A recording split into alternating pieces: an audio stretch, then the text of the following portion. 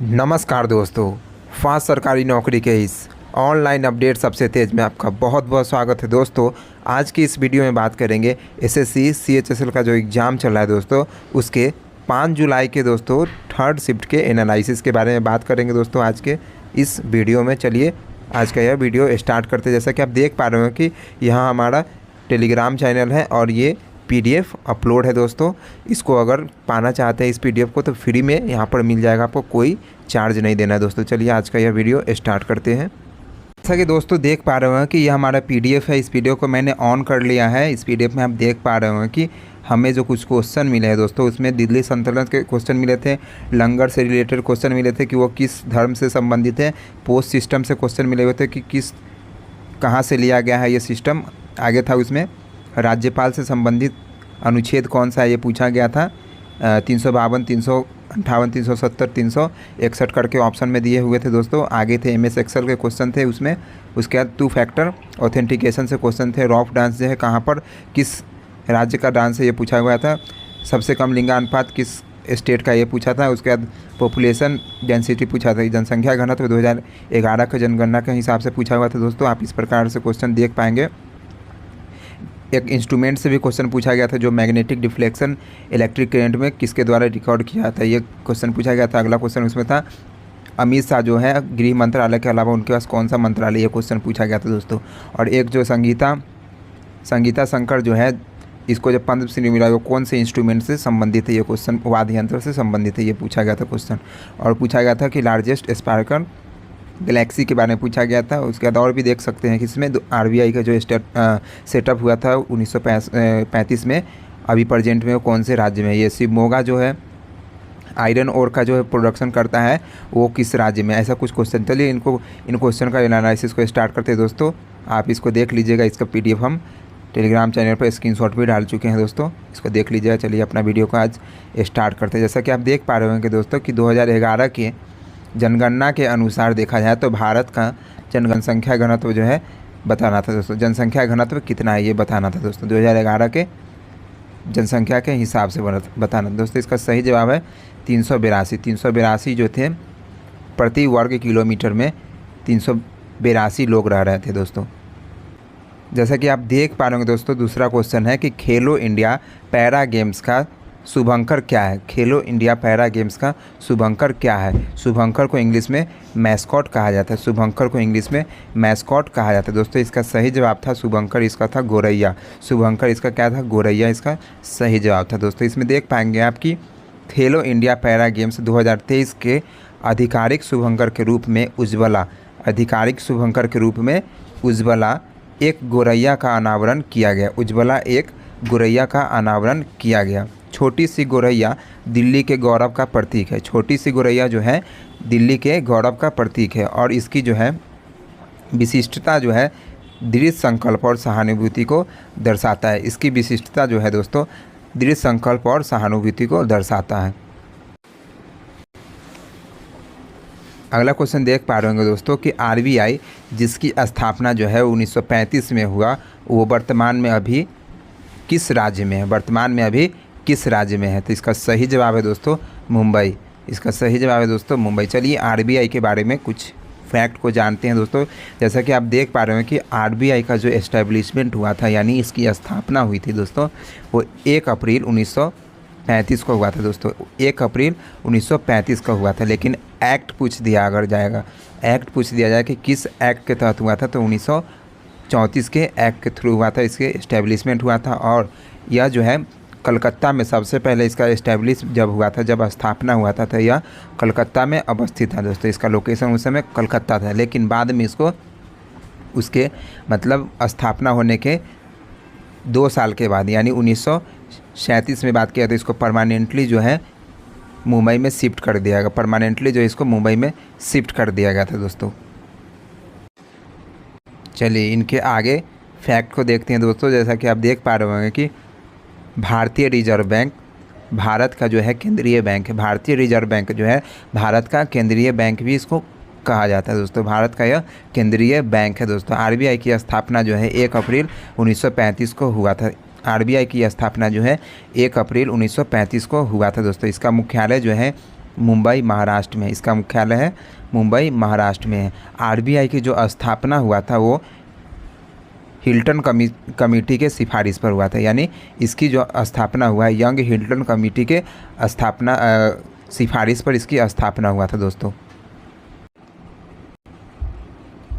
देखिए अगले फैक्ट की तरफ देखिए दोस्तों, भारतीय रिजर्व बैंक जो है अधिनियम 1934 में पारित किया गया था दोस्तों। इसका जो एक्ट था, मतलब पूछा जाएगा कि किस अधिनियम के तहत जो है इसकी स्थापना किया गया था, तो इसकी जो अधिनियम आई थी, एक्ट आई थी, वो 1934 में आई थी और 1935 में जो है इसकी स्थापना किया गया था। यानी आरबीआई का स्थापना जो है 1935 में हुआ था। और अधिनियम पूछा जाएगा दोस्तों तो इसका सही जवाब हो जाएगा 1934 का अधिनियम से 1935 में इसका स्थापना किया गया था दोस्तों। अगला है, देख पा रहे होंगे कि आरबीआई को जो है बैंकों का बैंक भी कहा जाता है। जैसे कि आप देख पा रहे होंगे कि बैंकर बैंक भी इसको कहा जाता है, यानी बैंकों का बैंक है ये दोस्तों। और ये जो है सभी छोटे छोटे बैंक हो गए चाहे बड़े बैंक हो, इनको लाइसेंस देने का भी काम यही करते हैं दोस्तों। आगे बात करते हैं कि 1 जनवरी 1949 को आरबीआई का राष्ट्रीयकरण किया गया। 1 जनवरी 19, ये भी क्वेश्चन पूछा गया दोस्तों, पिछले शिफ्ट में क्वेश्चन था दोस्तों कि आरबीआई का राष्ट्रीयकरण कब किया गया था दोस्तों। इसका सही जवाब था उसमें 1 जनवरी 1949 को आरबीआई का स्थापना किया गया था दोस्तों। आगे बात करते हैं कि आरबीआई जो है 1 रुपया का नोट नहीं छापता दोस्तों। आरबीआई जो है 1 रुपया का नोट का टेंडर नहीं लेता है, उससे ऊपर के सभी नोट जो है आरबीआई के द्वारा जारी किया है। तो जो 1 रुपया का जो नोट होता है वो वित्त मंत्रालय के द्वारा जारी किया जाता है दोस्तों। जो 1 रुपया का नोट होता है वो वित्त मंत्रालय के द्वारा जारी किया है। देख पाएंगे कि सर ओसबर्न स्मिथ जो है आरबीआई रिजर्व बैंक के पहले गवर्नर थे दोस्तों। ओसबर्न स्मिथ जो है आरबीआई के पहले गवर्नर थे दोस्तों। ये जो ओसबर्न स्मिथ है ये ऑस्ट्रेलिया के थे दोस्तों। ये जो है ओसबर्न स्मिथ जो है ये ऑस्ट्रेलिया के, जैसा कि आप जानते हैं कि स्मिथ एक खिलाड़ी वो भी ऑस्ट्रेलिया के थे। ये ओसबर्न स्मिथ जो है हमारे भारत के नहीं है दोस्तों। सीडी देशमुख जो है रिजर्व बैंक के पहले भारतीय गवर्नर बने थे। सीडी देशमुख जो है रिजर्व बैंक के पहले भारतीय गवर्नर बने थे दोस्तों। अगला पॉइंट है, वर्तमान में आरबीआई का गवर्नर जो है शक्तिकांत दास है। शक्तिकांत दास, वर्तमान में आरबीआई का गवर्नर शक्तिकांत दास है।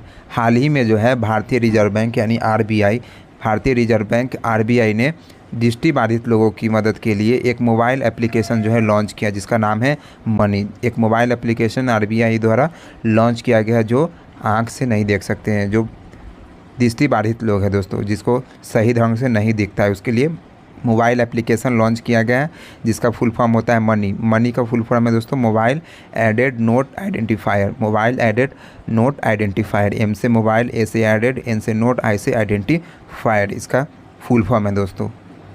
क्वेश्चन कहीं से भी पूछा जा सकता है दोस्तों, क्वेश्चन कहीं से भी पूछा जा सकता है।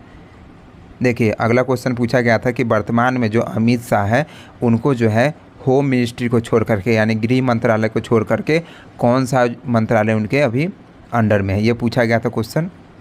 तो चलिए इसका सही जवाब है कोऑपरेटिव मिनिस्ट्री उनके अंदर है दोस्तों। कोऑपरेटिव मिनिस्ट्री उनके अंदर है।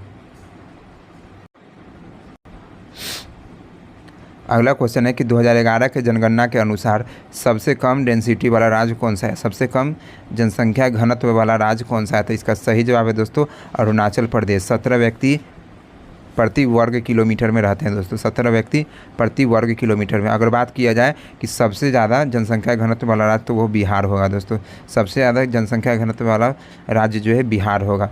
इसमें देखा जाए तो 1106 व्यक्ति रह रहे हैं प्रति वर्ग किलोमीटर में, 1106 व्यक्ति रह रहे हैं।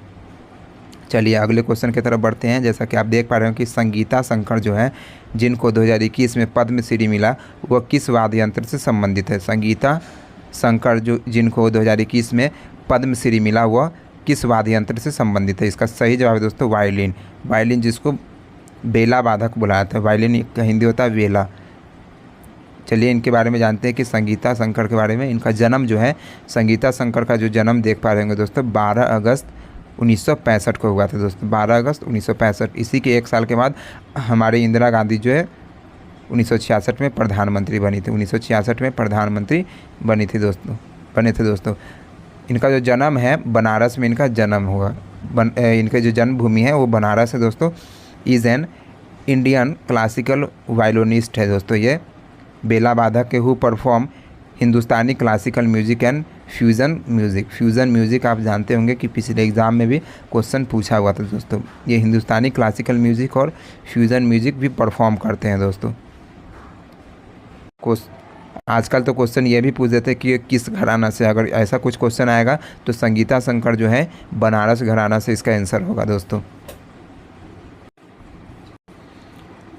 अगला क्वेश्चन है कि रौफ जो डांस है, रौफ जो नृत्य है वो किस राज्य का नृत्य है। रौफ जो नृत्य है कहाँ का नृत्य है। इसका सही जवाब है दोस्तों जम्मू कश्मीर। इसका सही जवाब है जम्मू कश्मीर, इसका सही जवाब है। जैसा कि चलिए इनके बारे में जानते हैं कि रौफ जो नृत्य है दोस्तों जम्मू और कश्मीर का जो एक प्रसिद्ध लोक नृत्य है जो रौफ जनजाति के द्वारा किया जाता है। ये जो है जम्मू कश्मीर में एक जनजाति है जिनका नाम है रौफ, उन्हीं के द्वारा यह जो है रौफ जो नृत्य है वो परफॉर्म किया जाता है। इसके बारे में और भी जानते हैं कि इसको जो है डमहल भी कहा जाता है। इसको इस जो नृत्य है इस प्रसिद्ध नृत्य को, लोक नृत्य को जो है डमहल भी कहा जाता है दोस्तों। आगे बात करते हैं, रौफ जो है कश्मीर के सबसे लोकप्रिय संगीत लोक नृत्य में से एक है दोस्तों। आगे बात करें कि यह जो नृत्य है रौफ नृत्य है दो चीज़ों से मिलकर बनाया है। जैसे कि आप देख पाएंगे कि कश्मीरी लोक नृत्य है और कश्मीरी लोकगीत दोनों के संयोग से ये बना है दोस्तों रौफ। और इनको जो परफॉर्म किया जाता है ये जनजाति है, जनजाति के द्वारा, रौफ जनजाति के द्वारा ये परफॉर्म किया जाता है और इसमें जो है महिलाएं या लड़की द्वारा ये किया जाता है। अगला क्वेश्चन है कि which is the largest Galaxy of the universe. Universe का सबसे लार्जेस्ट गैलेक्सी कौन सा है, ये क्वेश्चन पूछा हुआ था दोस्तों। इसका सही जवाब है NGC 6872। NGC 6872 इसका सही जवाब है दोस्तों। Spectacular new photo has been release showing the records holder for the largest spiral galaxy in the universe. एक जो फ़ोटो आई है, स्पायरिकल फ़ोटो आई है दोस्तों, वो शो कर रहा है, दिखाता है कि ये सबसे लार्जेस्ट गैलेक्सी है यूनिवर्स में जिसका नाम है NGC 6872। NGC 6872 उसका नाम है। इसको जो है कॉन्डर गैलेक्सी के नाम से भी जाना था। इसको NGC 6872 को जो है कॉन्डर गैलेक्सी भी कहा जाता है।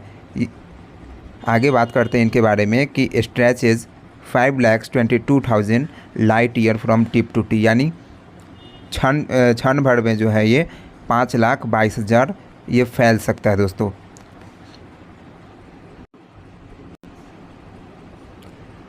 अगला क्वेश्चन है कि शिवमोगा जो लौह अयस्क का सबसे बड़ा उत्पादन करता है, लौह अयस्क का सबसे बड़ा उत्पादन करता है, वह किस राज्य में है।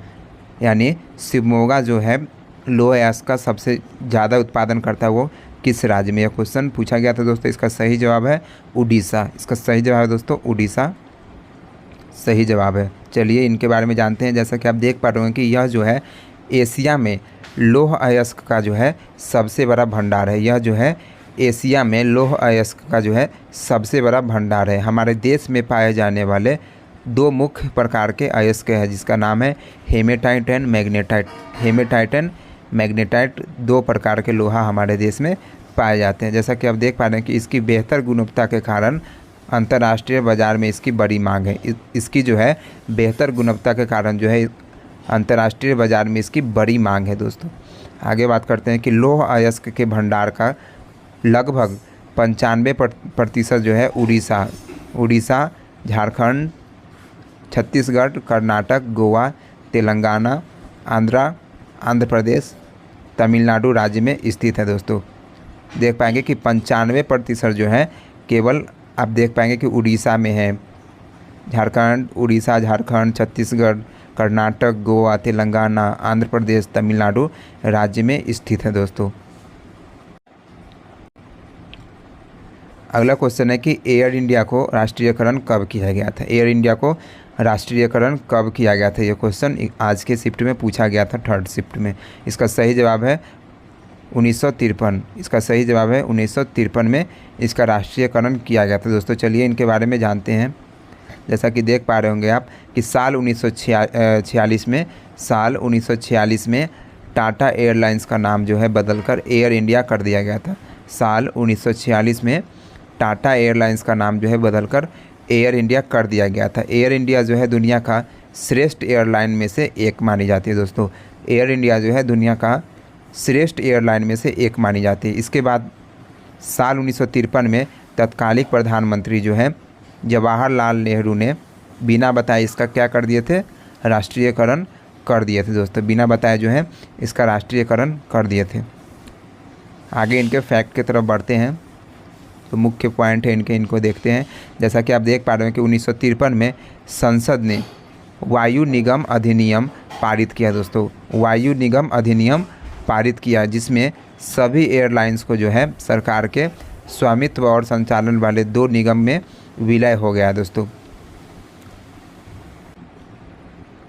अगला पॉइंट है, तब भारत में 9 एयरलाइंस संचालित होते थे दोस्तों। सबसे पहला था एयर इंडिया, अगला था एयर सर्विसेज ऑफ इंडिया, अगला था Airways India Bharat, Airways Deccan Airways था, हिमालयन एविएशन था, Indian National Airways, Kalinga Airlines और एयर इंडिया इंटरनेशनल। ये सभी जो है 9 एयरलाइंस में शामिल थे दोस्तों।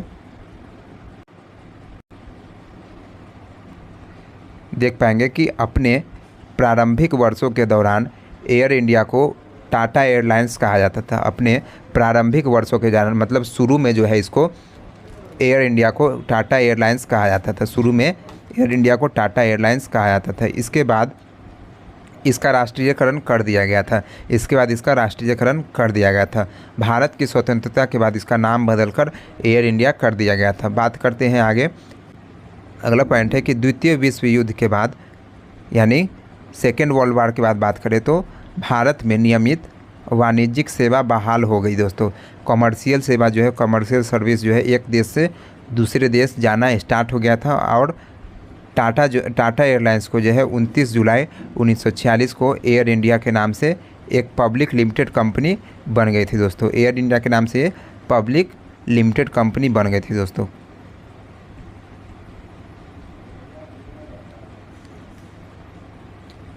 अगला क्वेश्चन है दोस्तों, आप इसको देख पाएंगे कि पोस्ट सिस्टम के नाम से एक क्वेश्चन आया था एग्ज़ाम में। आप देख पाएंगे कि चलिए इसको इंग्लिश हिंदी दोनों में मेंशन किया था दोस्तों।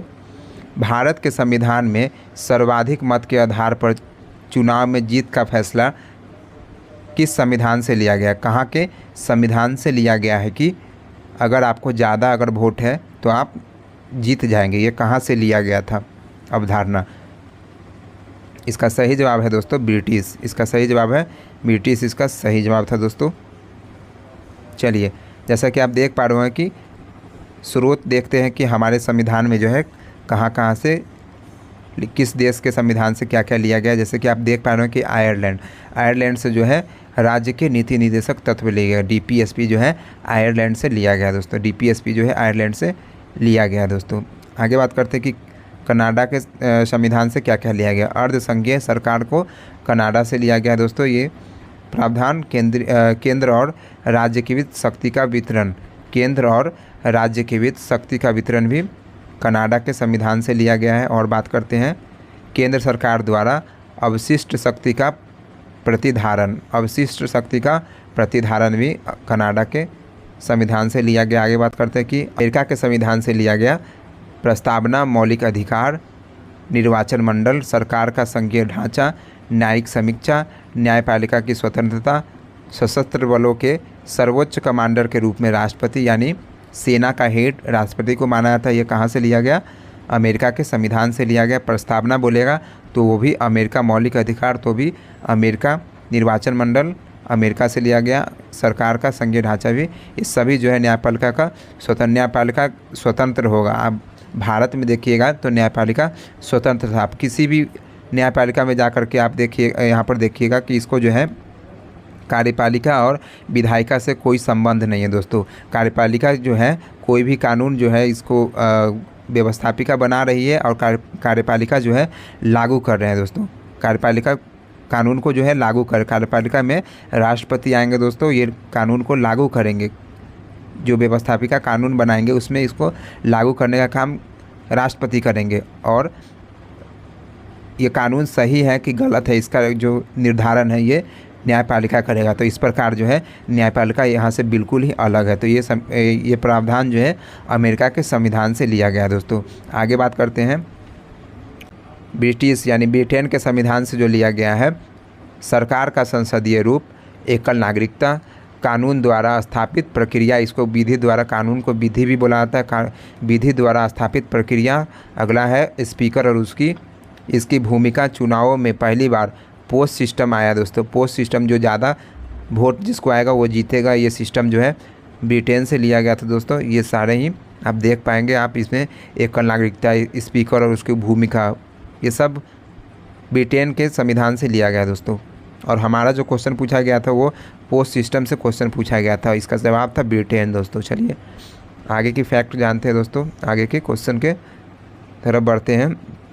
जैसा कि आप देख पा रहे हो कि लंगर जो है किस धर्म से संबंधित है, लंगर जो है किस धर्म से संबंधित, इसका सही जवाब है सिख धर्म से संबंधित है। आप जानते हो कि सिख धर्म के जो गुरु है, प्रथम गुरु, वो गुरु नानक थे दोस्तों। उनका जन्म जो है 1469 में हुआ था। ये महात्मा गांधी के जन्म से 400 वर्ष पहले इनका जन्म हुआ था। महात्मा गांधी का जन्म कब हुआ था?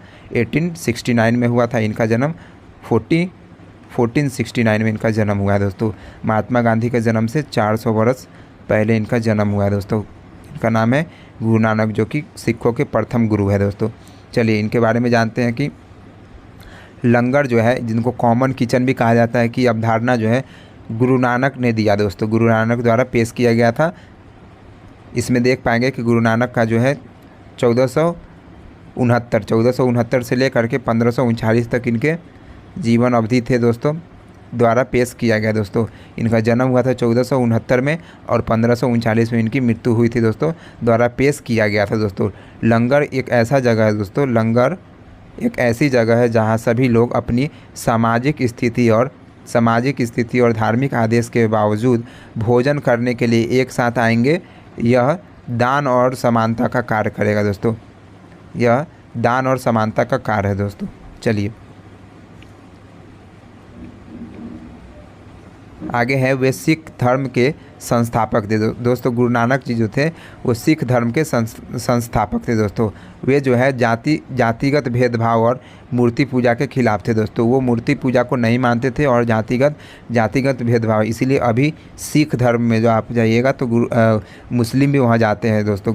गुरुद्वारा में जो है मुस्लिम भी जाते हैं, आप बात करिए तो हिंदू भी जाते हैं। तो ये जातिगत से ये कोई इनका मतलब नहीं था। यादव भी जा रहे हैं, राजपूत भी जा रहे हैं, हर कास्ट के लोग वहाँ जा रहे हैं दोस्तों।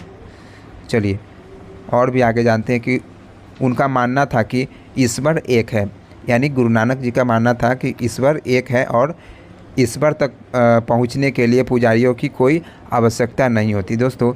उनका मानना था, उनकी अवधारणाएँ थी कि ईश्वर एक है और ईश्वर तक पहुँचने के लिए पुजारियों की कोई आवश्यकता नहीं होती, उनका मानना था। उनका जन्म जो है वर्तमान में पाकिस्तान के ननकाना साहिब में हुआ दोस्तों। वर्तमान में अभी उनका जन्म जो है पाकिस्तान में ननकाना साहिब में हुआ था दोस्तों। पाकिस्तान के करतारपुर में उनका निधन हुआ था दोस्तों। पाकिस्तान के करतारपुर में उनका निधन हो गया था दोस्तों।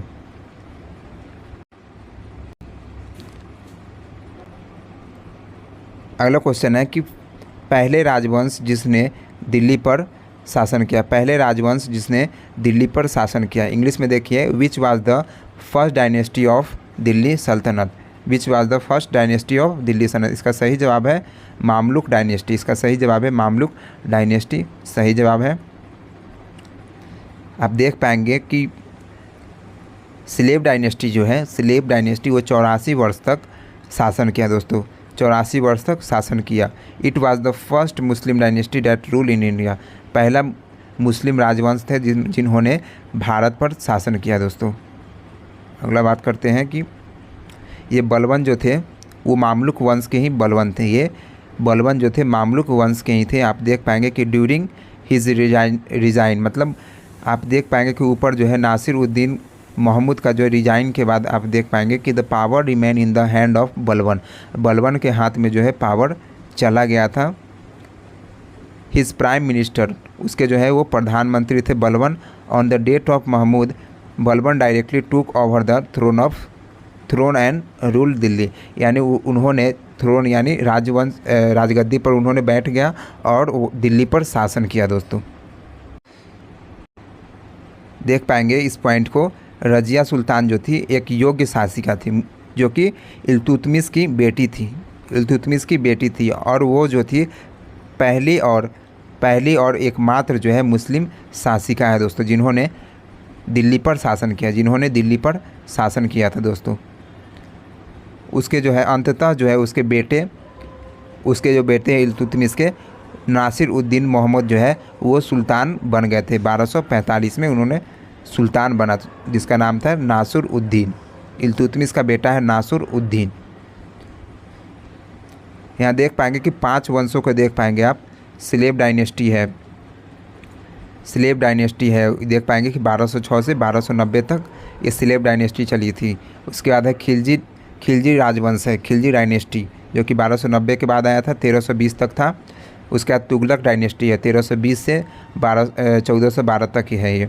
उसके बाद है सैयद डायनेस्टी जिसको सैयद राजवंश भी कहा जाता है, 1414 से 1450 तक ये थे। और एंड लोधी डायनेस्टी, ये लोधी डायनेस्टी जो है 1451 से 1526 तक बाबर के द्वारा जब युद्ध लड़े गए थे 1526 पानीपत के युद्ध तक जो है लोधी डायनेस्टी चली थी दोस्तों।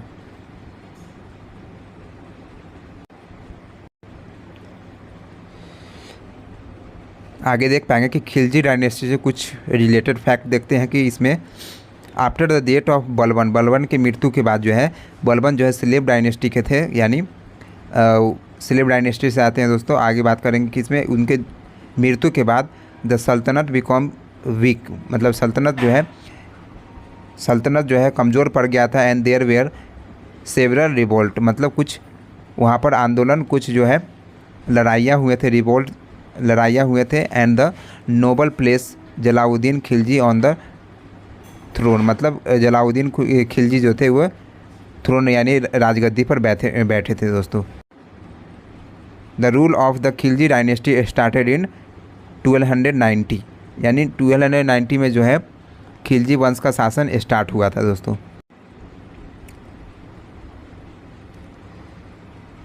देख पाएंगे कि ये जो क्वेश्चन था राज्यपाल से रिलेटेड अनुच्छेद से क्वेश्चन था। आप देख पाएंगे कि भारत के संविधान का निम्नलिखित में से कौन सा अनुच्छेद यह कहता है कि राष्ट्रपति या राज्यपाल या किसी राज्य का प्रमुख जो है अपने कार्यालय की शक्तियों और कर्तव्यों के पालन और उसके द्वारा किए जाने वाले किसी भी कार्य के लिए किसी न्यायालय में जवाबदेह नहीं होगा दोस्तों, जवाबदेह नहीं होगा।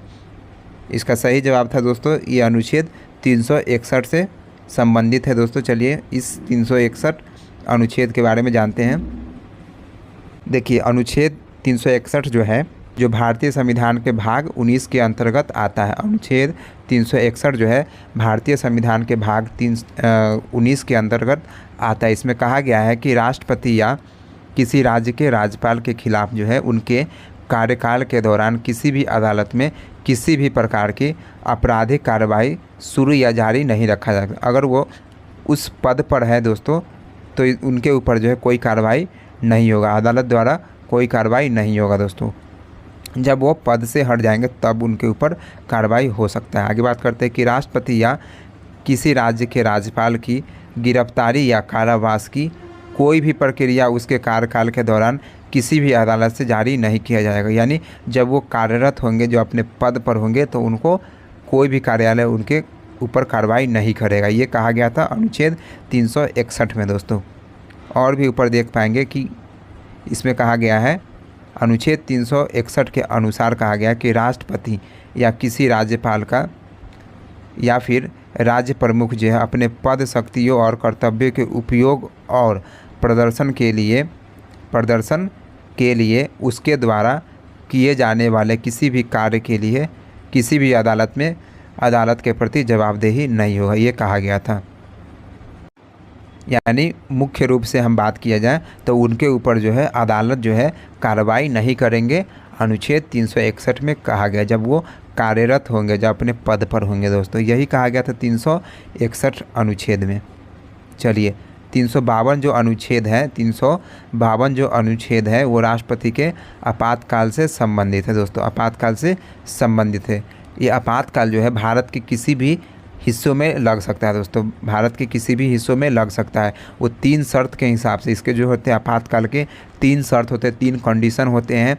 इसमें सबसे पहला कंडीशन होता है युद्ध अगर होगा दोस्तों, युद्ध हो जाए या फिर बाहरी आक्रमण हो जाए या फिर आंतरिक अशांति के आधार पर जो है राष्ट्रपति आपातकाल लगा सकते हैं दोस्तों। आंतरिक अशांति, युद्ध के आधार पर और फिर बाहरी आक्रमण के आधार पर राष्ट्रपति जो है आपातकाल लगा सकते हैं दोस्तों। और बात कर ले कि यह आपातकाल जो है, इसकी घोषणा जो है कभी भी रद्द किया जा सकता है दोस्तों। अगर इसको अगर लागू कर दिया गया है दोस्तों, तो राष्ट्रपति चाहे तो कभी भी इसको ख़त्म कर सकता है।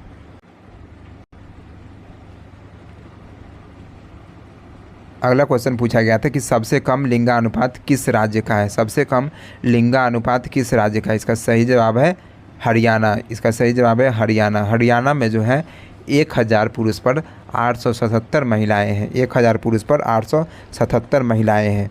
और केंद्र शासित प्रदेश का बात करें तो केंद्र शासित प्रदेश में दमन और दीव में जो है सबसे कम लिंगानुपात है 618 प्रति 1000 पुरुष पर जो है 618 महिलाएं हैं। और सभी भारतीय राज्य को अगर मिला दें अगर, तो इसमें देखा जाए तो हमारे सभी भारतीय राज्य को मिला दे तो हमारे भारत का जो है लिंगानुपात 2011 के जनगणना के हिसाब से 943 है, 943 प्रति 1000, मतलब प्रति 1000 पुरुष पर 943 महिलाएं हैं दोस्तों। जब लिंगानुपात जो होता है महिलाएं और पुरुष के बीच अनुपात दर्शाता है दोस्तों, उनके जो जनसंख्या का ये अनुपात है। और बात कर लिया जाए सबसे ज़्यादा जो है, सबसे अधिक जो है लिंगानुपात जो है केरल राज्य का है। लिंगानुपात सबसे ज़्यादा केरल राज्य का है 1084। 1000 पुरुष पर 1084 महिलाएं हैं केरल राज्य में।